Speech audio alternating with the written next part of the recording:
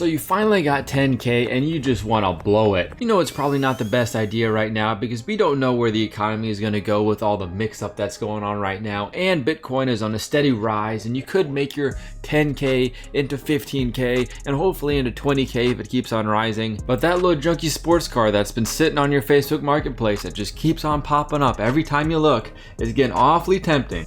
What you say, Stank? Huh? You better quit playing with me.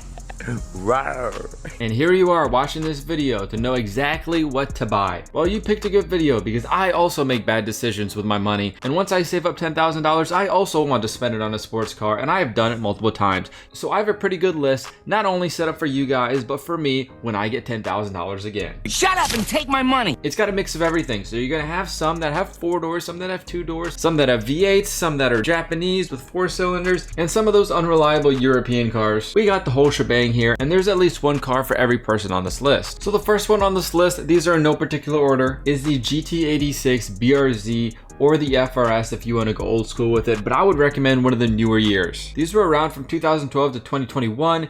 I would not recommend buying a 2012 just because it has the most issues, and the newer you got, the less issues they have. Also, probably the less miles they have. But these cars came with 200 horsepower and 150 pound-feet of torque, and they're rear-wheel drive. It's a classic formula for a cheap, slow sports car, and it's just something that everybody can love. When these first came out, I thought the design was beautiful. Now the design kind of looks dated, but I feel like once these become old classics, they're just going to be a really good looking car, and at least in my opinion they definitely do look better than the newer ones. And this is my safe pick for a $10,000 sports car. It's relatively new, you can find them with relatively low miles, and if the last owner did not beat on it and kept up with the maintenance, you should have a relatively worry-free experience. What's that word he keeps saying? It's relatively.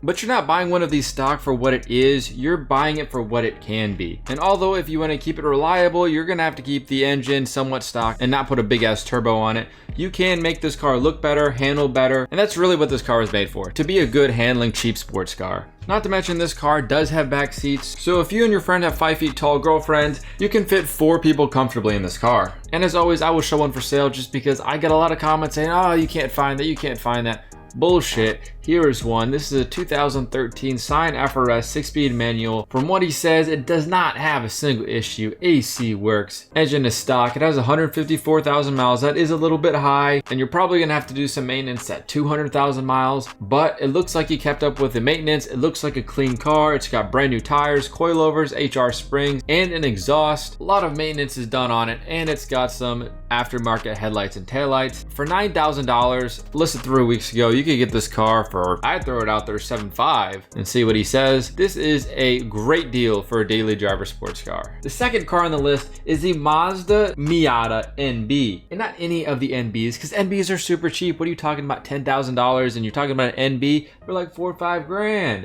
Get the fuck out of here. I'm talking about the super special one called the Mazdaspeed Miata. These are only made from 2004 to 2005, so you'll have a hard time finding this car compared to a GT86 that was made for like 10 years and they just stopped making it a couple years ago. But these things have been rising in value and will keep on rising in value because they have never made another Miata with the turbo. They make 178 horsepower and 166 pound-feet of torque, and of course the rear-wheel drive. And did I mention they have a near perfect 50-50 weight distribution? It really does sound like the perfect car. Not only that, but you have the soft top that you can just throw down, or a hard top. It's probably the best Roadster ever made, except for the looks, because the NB is one of the ugliest Roadsters I've ever seen, except for the NC. But the aftermarket community for this car is vast, and since every NB owner wants to have a Mazdaspeed Miata, but at the time of purchase they couldn't afford it. That's cute.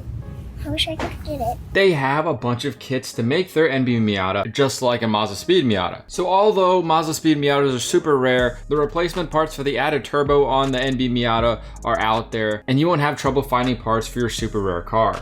So if you weren't the coolest kid in high school, or you weren't the coolest kid in college, and you want to feel cool somewhere, and that somewhere is a car meet, then this is a one-way express to becoming the coolest Miata owner at a car meet. Unless that dude with a V8 swapped Miata shows up. Or an NALE. Or an NB Coupe. But you get what I'm saying. Other than those 3, you're up there. Here is one for sale. This is the 2004 Mazdaspeed, and the price is $9,950. It is around 140,000 miles on it. The miles is not the problem on this car. The problem with this car is it's been repainted, and we don't know why it was repainted. It doesn't say it's been repainted in the description, which means it's just shady to begin with. The antenna is painted, the badges in the back are painted, and the front emblem is missing. On top of that, the wheel arches are also painted under there, which is not normal. This car looks like it has a crappy paint job to hide some previous damage, and that's what you would expect from a car dealer. So if you're interested in spending a little bit more money, then I would go with this one. This was listed 36 weeks ago, and it's listed for $12,000. I definitely think you could get this for $10,000 or more realistically $10,500. But the car is in just so much better condition. It has 65,000 miles, but from the odometer it looks like it has 61,000. It's probably just rounding up. The interior looks a lot better. Has a Nardi steering wheel, has some Koenig wheels, has the hard dog roll bar, and some really nice tires.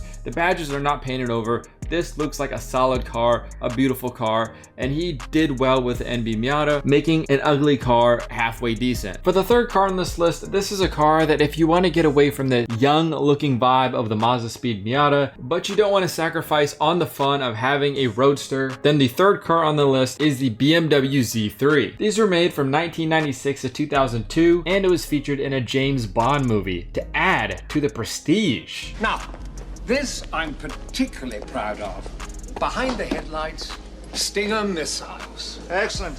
Just the thing for unwinding after a rough day at the office. So instead of being called a hairdresser driving a Miata, you're going to be called James Bond driving a Z3. You wish. And these were fitted with a whole bunch of engines, all the way from 4 cylinders to V12s, and so they could make anywhere from 138 horsepower all the way up to 322. And 322 being the one-of-one V12 Z3 that BMW made. Probably not going to find that one, at least for under 10K, which would bring you down to 228 horsepower as a top horsepower number that you could get. So it'd be 138 to 228 for a budget of 10K, and you'd be looking at 133 to 214 pound-feet of torque. Although they put every engine they had under the sun in this car, somehow they turned out to all be reliable. So I would be looking for one with a 6-cylinder engine, just because you want the higher end of the horsepower figure. Now, if you're super lucky, you can find a Z3M for under $10,000, and that would have 321 horsepower and 258 pound-feet of torque. But my advice to you is buy a really nice Z3 instead of a really crappy Z3M for 10 grand, because the parts for these cars can be expensive, and at least for the first 2 months after getting the car, you want to be able to drive it before it breaks down and you're stuck with a huge bill. Here is one for sale for $10,000 on the dot. It's a 1998 BMW Z3 with a 6-cylinder, just like I said I wanted,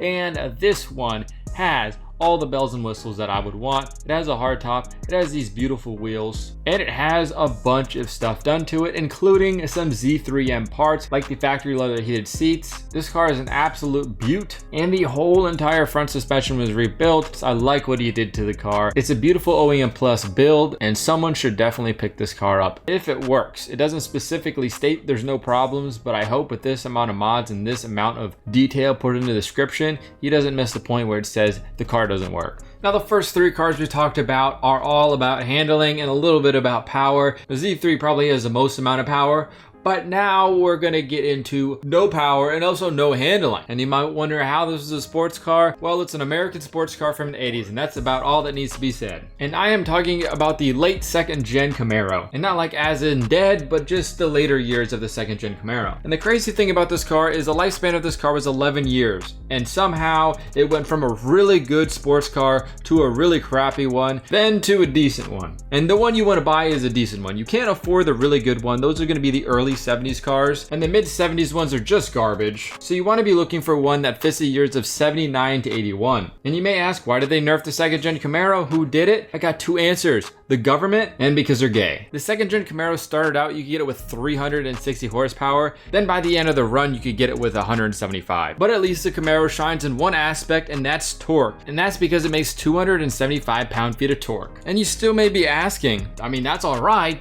but I thought I was getting a muscle car. Shouldn't it at least have over 200 horsepower? Not to worry, because the ones that you can afford are not stock. The clean examples that have not been modified go for over $10,000, but the ones that are modified are right around $10,000, and they usually have 383s, 454s. I've even seen some with LT1s or LS1s, and just the sound of it will make you drool.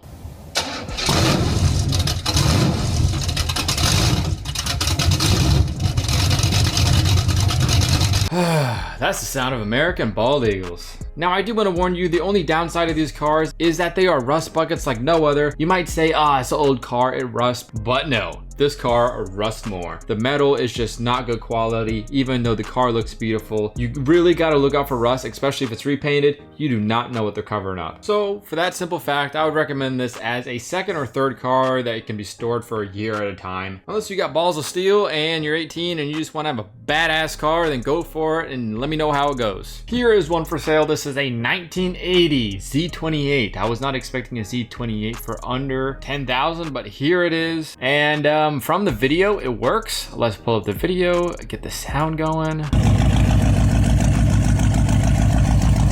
Sounds great. It is missing some door panels, but for $10,000, you're getting a 1980 Camaro. How badass would that be? I'm just like, let it sink in. You could have this car tomorrow and you could be the coolest kid on the block. I'm not too big on the front grille, but other than that, the wheels are nice, the color is nice. Man, that's my dream. I want one of these really bad. And for the 5th spot on this list, if you want that American muscle sound, the American muscle feel, but you want something a little bit newer so you don't have to worry about the engine breaking down or the car splitting in half because of rust or a window falling out because of rust, and an added bonus of having 4 doors so you can fit up to 5 people in this car very comfortably, then the Mercury Marauder is the perfect car for you. Not only does it have a badass name from a car company that's not around, but it also looks like a mix between the Batmobile and a cop car, like if Batman retired from being a vigilante and he decided to go the legal route and become a cop. This is a car you'd get. All you need to do is throw some oil dispensers on the back, some rockets on the front, and this is a car that he'd be going around in. The Mercury Marauder makes 302 horsepower and 318 pound-feet of torque, which is enough power to get into some trouble, and it's rear-wheel drive, but at the same time has all of the necessities for a daily driver. A huge trunk, can sit 5 people, a reliable engine, and a surplus of replacement parts. This car is awesome. But the only downside that plagues this car, just like the Mazdaspeed Miata, is it was only made from 2003 to 2004. But on the upside, with this car, you might even get away with speeding tickets because the cops might think you're a cop too. So here is one for sale for $9,900. It is a 2003 Mercury Marauder, and the description is very short, but it has some key details. It's in good condition. That's all you need to know. But let's let the pictures speak for themselves, and it doesn't look like in bad condition. Has a couple scratches. The interior looks decent for its age. Looks like a car with 130,000 miles. I love the old Marauder emblem right there. And again, you could definitely find a better one of these for sale. I just want to show you an example so you know they're out there. So hope you guys did enjoy this video. Make sure to leave a like down below and subscribe, and leave a comment what car I missed. This video does not have all the cars I want, but if this video had all the cars I wanted to go on for about 3 hours. So we're gonna make this into like a little series, and we're gonna go 5 sports cars at a time under $10,000, and these are just the first one. So if your car wasn't on the list, don't be mad. It's probably gonna be in the next one or the one after that. Make sure to join the Discord down below, and I will see you guys on the next one. Peace out.